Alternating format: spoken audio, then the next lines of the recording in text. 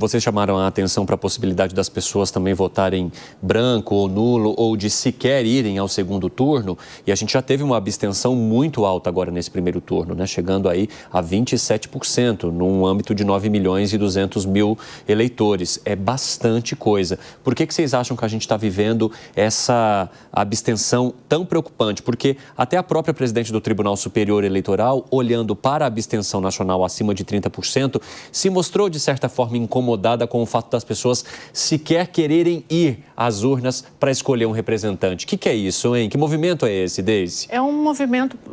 Evandro, se a gente for olhar a nossa história democrática de 85 para cá, a gente teve 2 processos de impeachment, que são quebras muito violentas. A gente teve vários escândalos de corrupção. Começa lá atrás, eu poderia ficar um programa inteiro citando os escândalos de corrupção, mas aí a gente teve um ponto muito importante, que foram as jornadas de junho, depois veio o Lava Jato, aí logo depois veio o impeachment de uma presidente. É golpe, não foi golpe. Um presidente preso. São... 2. 2, verdade. Então, a política ela é vista como algo corrupto, sujo, e feito por uma elite que não olha para a gente. Então, por que eu vou lá dar o meu voto para uma pessoa que eu não confio, que só quer saber da manutenção do poder? Então, as pessoas acabam se afastando, porque a política no Brasil ela ainda é vista como uma coisa suja. Quem de nós aqui não tem um amigo que diz, desculpa, eu não quero falar de política, eu não quero me envolver com isso? Eu tive na minha roda de amigos pessoas que não saíram para votar agora nesse domingo. Exato. Sério, eu não tenho ninguém que me representa, eu não vou me envolver. Mas a ciência política tem um estudo interessante que mostra o seguinte, que em época de normalidade, a abstenção é grande. Em época de muita tensão, a abstenção é pequena. Por exemplo, eu fiz um estudo uma vez dos partidos na Alemanha, na época do nazismo e fascismo.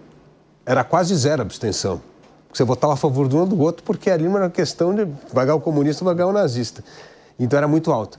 Você pega hoje uma eleição nos Estados Unidos, para presidente, você tem 46%, 47% do eleitorado votando. Para deputado, cai para uns 35%.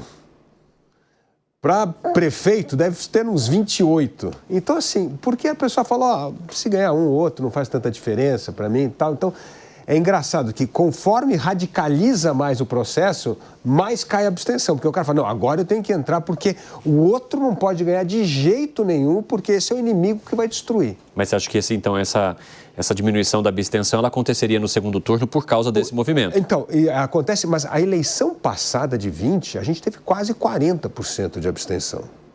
Então, se você comparar com 20, caiu já. Então, assim, por quê? Porque a polarização está pegando, né? Mas quase 30% para São Paulo não são muita coisa ainda. Assim, parece, mas não é tanto. Porque é otimista, professor. Não, mas por causa a gente está falando de quase 3 milhões de votos. Não, se a gente somar aqueles também que votaram nulo e branco, são 3 milhões. 3 milhões são mais do que receberam os candidatos, por exemplo, para seguirem para o segundo turno. Mas você pensa, são 3 milhões de pessoas que falam assim, quer saber de uma coisa? Não vai mudar nada em São Paulo se ganhar o Boulos ou se ganhar o Nunes. Não vai ganhar nada. Para minha percepção, não vai ganhar nada. Eu não tenho nenhuma preferência por nenhum dos dois. Então, tem muito da política, desse negócio que não vai mudar o jogo. Que, no fundo, é uma outra forma de olhar o discurso antissistema. Quer saber de uma coisa? Esses caras, os dois são do sistema. Qualquer um que ganhar vai continuar as coisas do jeito que estão. Então, assim, é interessante que baixa participação, a alta rejeição, significa isso, você repudiar o sistema muito. Então, assim, eu vejo que isso é normal. Eu não acho que isso é uma anormalidade. Interessante. O que você acha, Deise? Eu não quero discordar do professor. Não tem problema, não, imagina. Discordar, lógico. Então, faz sentido o que o professor está falando, mas aí eu tenho uma pergunta para lhe fazer.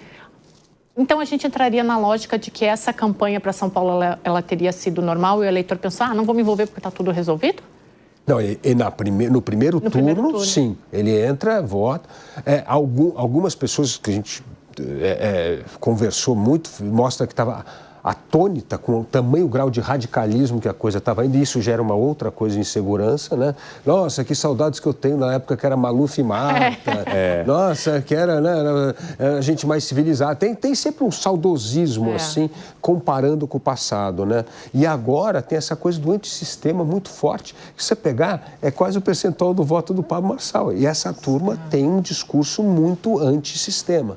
E eu acho que esse voto talvez não vai para muito lugar, não. Então, acho que uma parte vai, como a gente está falando do voto mais ideológico, mas tem muita gente que fala, eu não quero fazer parte desse sistema. E isso tem a ver também com a linguagem que é absorvida pelos jovens hoje, né? Que eles gostam de uma coisa menos estruturada, né? Um discurso que seja mais parecido com aquilo que eles encaram na vida real. Não, outro dia eu estava tendo um estudo nessa cultura que o Alan Gant está falando nas universidades americanas, do identitarismo, do woke.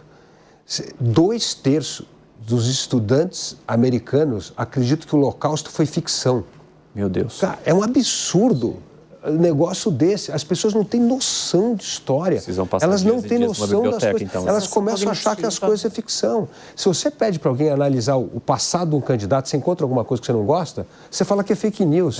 Isso aí está planejado. Você não acredita no fato e na evidência. Mas isso tem um ponto também que é a questão da dissociação cognitiva, né? Por exemplo, aí vamos lá, eu não quero voltar muito aqui, mas vamos voltar uns 2000 anos. Caverna de Platão. A pessoa, ela sai lá das correntes, vai lá, vê o sol, a sabedoria, volta e diz, olha só, eu quero mostrar a sabedoria para vocês. Ah, não, mas essa verdade me incomoda, eu não quero saber dela, eu prefiro ficar aqui nas sombras. É a dissociação cognitiva. Você mostra uma coisa que a pessoa não está disposta a entender, eu vou rejeitar isso. Viu? 2.500 anos em 30 segundos. E olha só quanto tempo depois a gente está falando da mesma coisa. Agora, Bias, as campanhas elas estão muito preocupadas com os indecisos e também tentando captar aquele que não se mostrou muito interessado em votar? Mais a campanha do Boulos nesse momento do que a do Nunes. O Nunes está entrando com maior tranquilidade. Eu ouvi um comentário interessante de uma pessoa da campanha do Nunes que eu falei assim, foi bem comemorado, né, o primeiro turno, ele subiu ali no colo dos apoiadores, eles cantaram.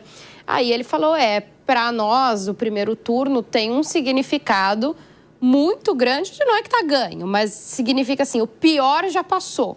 Então, a visão deles é essa, e o foco, mais do que nos indecisos, é mesmo no eleitorado do Marçal. Porque o eleitorado do Marçal, para eles, é um eleitorado que está ali muito próximo, muito fácil muito palpável, né? É mais fácil de conversar com esse eleitor, de repente, do que convencer um indeciso. Claro, eles não vão deixar de lado, eles vão explorar, principalmente na periferia. Tem muitos lugares que o Nunes tem uma boa aprovação, como na Zona Leste, e o objetivo da campanha é aumentar. Eles entendem que onde tem boa aprovação, tem margem para subir mais do que em lugares que tem rejeição.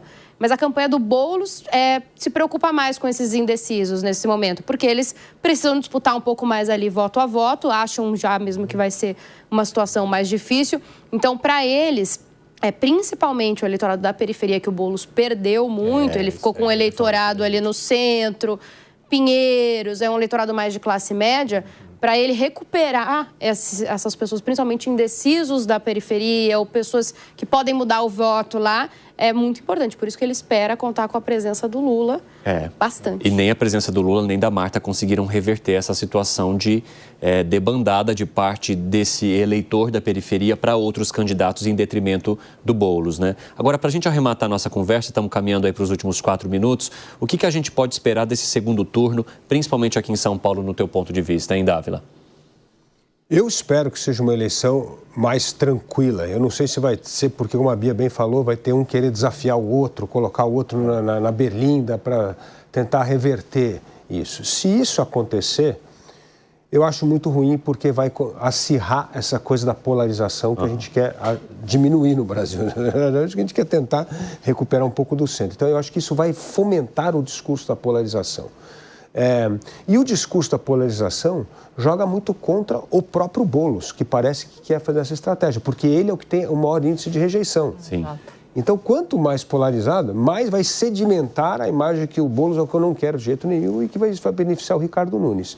E se moderar, é uma outra história. Será que dá tempo para reverter a imagem de uma pessoa que tem uma história dessa, que agora tem um discurso moderado? Então, assim, é uma situação muito difícil para o Boulos em São Paulo, né, na situação de um cenário polarizado e de um cenário onde a moderação vai parecer meio fake news. E para você, hein, Deise? Evandro, eu reitero o que eu falei ao longo do programa, que eu acho que o grande xadrez político está nas mãos do Boulos. Acredito sim que a eleição vai ser bem polarizada, vai ser agressiva, claro que não nos moldes do primeiro turno, mas só pelos discursos, principalmente do Boulos, na vitória e na passagem para o segundo turno, eu acredito que vai ser bem polarizada. Ô Bia, como é que essas campanhas vão se comportar, hein? Olha, eles devem ter ali um segundo turno bem mais moderado nesse sentido. A gente não deve ter episódios de agressão, episódios muito além, né, do esperado, mas eles vão, sim, deixar o discurso agressivo. Bater bastante um contra o outro, usar ali pontos fracos, né, um do outro. Não deve ser um segundo turno... de só propostas, vamos ter, igual a gente falou que foi Covas. Você acha que vai haver um destaque de pontos negativos aí em ambos os lados? Mais pontos negativos do que propostas, por exemplo, muitos ataques, mais do que a gente viu quando foi Covas e Boulos, ou quando foi Tarcísio e Haddad. Outro dia o Tarcísio falou que eles saíram amigos da eleição. Deve ter um tom mais de bombardeio um pouco, apesar de dentro aí do campo ainda da fala, e não nada como a gente viu no primeiro turno. E para você, Gani? Eu acho que é uma eleição diferente do primeiro turno, porque o primeiro turno eu vejo que não foi uma eleição polarizada, porque você tinha 3 frentes, né? Você não tinha 2 polos, você tinha ali Boulos à esquerda, à direita, Pablo Marçal e o Nunes no centro. Tudo bem, centro-direita, mas centro. Agora, naturalmente, o Nunes é jogado para a direita, queira ou não, porque o eleitor vai fazer isso pela rejeição, ele vai para a direita e agora, de fato, a gente vai ter uma eleição amplamente polarizada. Por todas as razões que a gente já levantou aqui, o Nunes é o favorito. Só rapidamente, né? Nunes deve puxar aquilo que leva à rejeição de Boulos, ou seja, explorar isso cada vez mais. Com certeza. O invasor de propriedade, uma pessoa que não respeita o Estado Democrático de Direito, vai bater nesse lado aí. E o outro vai tentar colocar o Nunes como um administrador incompetente, ligado ao PCC, vai fazer tudo aquilo lá que... Não vai fazer. Agora, é muito... A discussão de propósito, que é o que todo mundo quer, não é o que a pessoa que está escutando a televisão quer. E mostra que quando discutiam proposta, caiu a audiência. Então, é um negócio inacreditável, né?